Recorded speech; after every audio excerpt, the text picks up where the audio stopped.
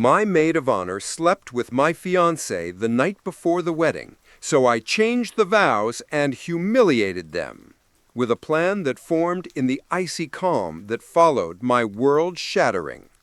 I had woken up early, filled with a nervous, fluttering excitement for the day I had dreamed of since I was a girl, and I tiptoed into the living room to see if Mark had come home yet.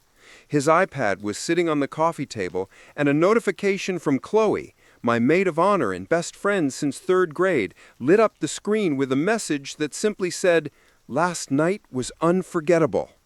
A cold dread, sharp and immediate, slithered down my spine, and with trembling fingers I used my own birthday to unlock his device, a pathetic testament to his lack of originality, even in betrayal.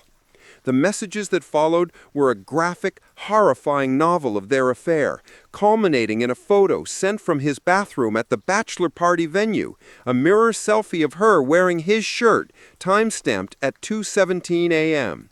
The world didn't just tilt on its axis, it shattered into a million sharp, glittering pieces, each one reflecting a memory now revealed as a lie.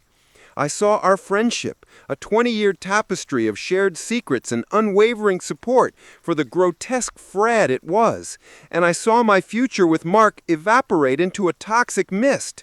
I didn't scream or cry. Instead, a terrifying crystalline clarity descended upon me, a cold fury that demanded more than just canceled plans and tearful confrontations. They had stolen my future, my trust, and my best friend, and they had done it on the eve of what was supposed to be the happiest day of my life, so a simple cancellation was not enough. They had chosen the stage, and I decided, with a heart turned to stone, that I would provide the performance of a lifetime.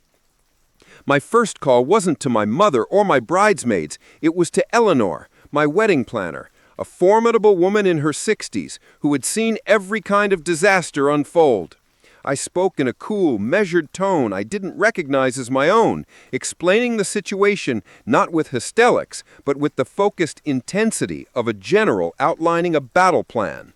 To her eternal credit, Eleanor didn't gasp or try to dissuade me. She simply listened, gave a low, appreciative whistle, and said, "Darling, consider me your accomplice." We worked with frantic, precise efficiency, her on the phone to the venue's security office and me rewriting the script of my own destruction, transforming it into their very public ruin. The wedding would go on, but it would no longer be a celebration of love. It would be an execution, and I would be both the judge and the mercifully swift executioner. The hours that followed were a surreal blur of maintaining a perfect, serene facade while my insides churned with a volatile mix of rage and devastation. My mother fussed over my hair, crying happy tears, completely unaware that the daughter she knew had been replaced by a revenant hell-bent on revenge. Qley arrived, a vision of false loyalty in her elegant lavender dress, her arms laden with a mimosa and tearful speeches about how happy she was for me. She hugged me tightly, her perfume, the same one I'd gifted her for her birthday, smelling like poison, and she whispered how lucky Mark was to be marrying her best friend.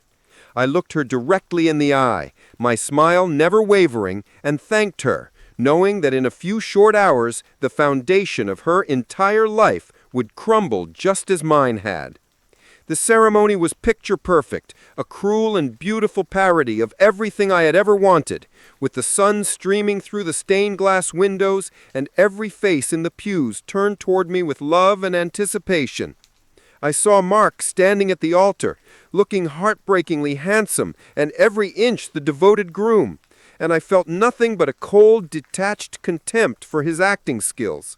I took my place beside him, ignoring the questioning look in his eyes about my unusual calm, and I focused on the feel of the paper in my hand, my rewritten vows a ticking time bomb. The officiant, a kindly old family friend, beamed at us and went through the traditional motions, asking if we presented ourselves willingly to enter this holy matrimony, and we both gave our robotic assent. Then came the moment I had been waiting for, the question I had secretly prayed for my entire life until this very morning. If anyone here present can show just and legal cause why these two may not be lawfully joined together, let them speak now or forever hold their peace." The silence in the chapel was profound, filled only with the rustle of expensive fabric and the anticipation of a beautiful, predictable moment. I let that silence hang for a beat too long, feeling the weight of hundreds of confused eyes upon me.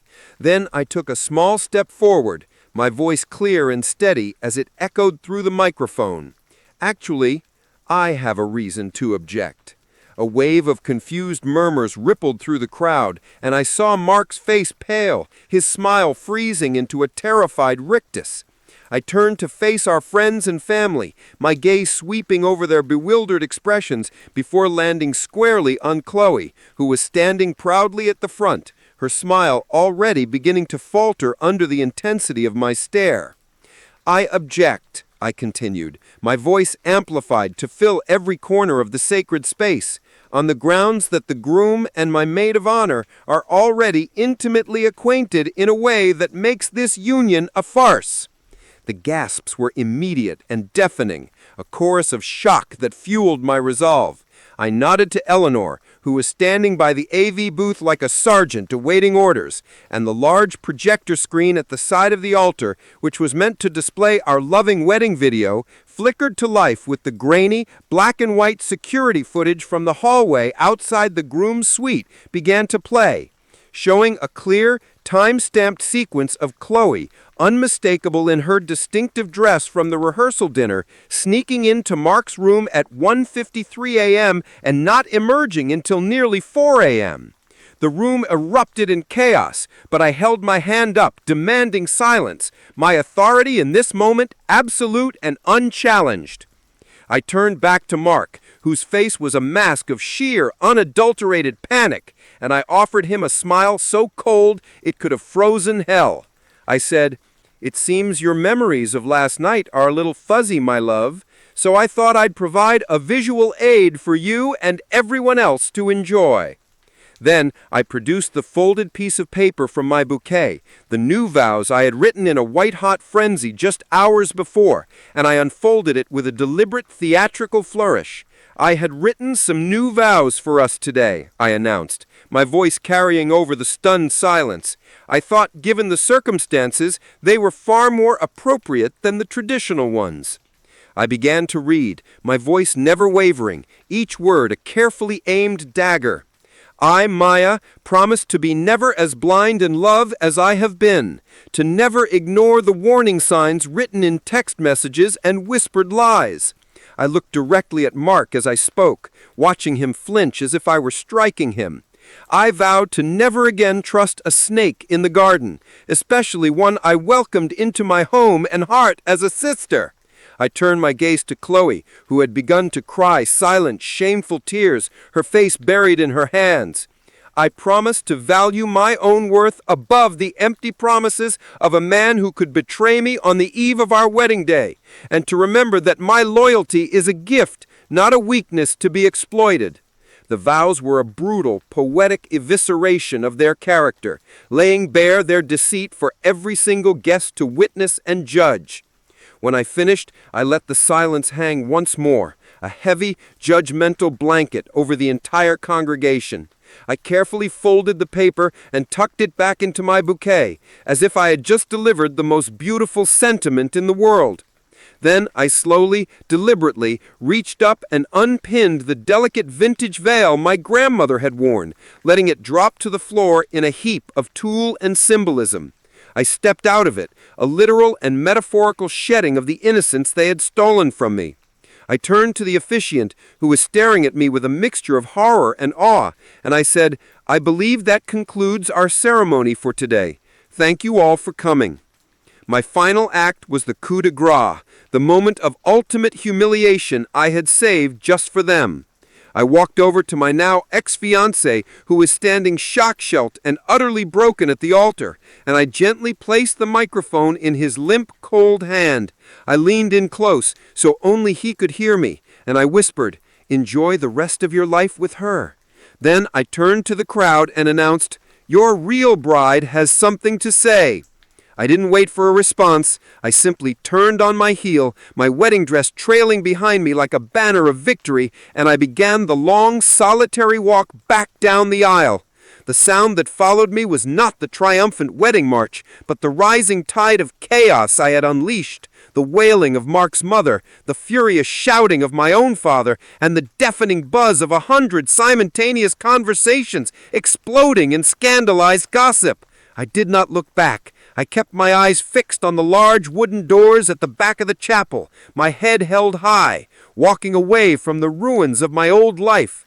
I pushed those doors open and stepped out into the bright, blinding sunlight, leaving the nightmare behind me, the gasps and the shame sealed inside with the two people who deserved each other. Eleanor was waiting for me on the steps with my getaway car already running,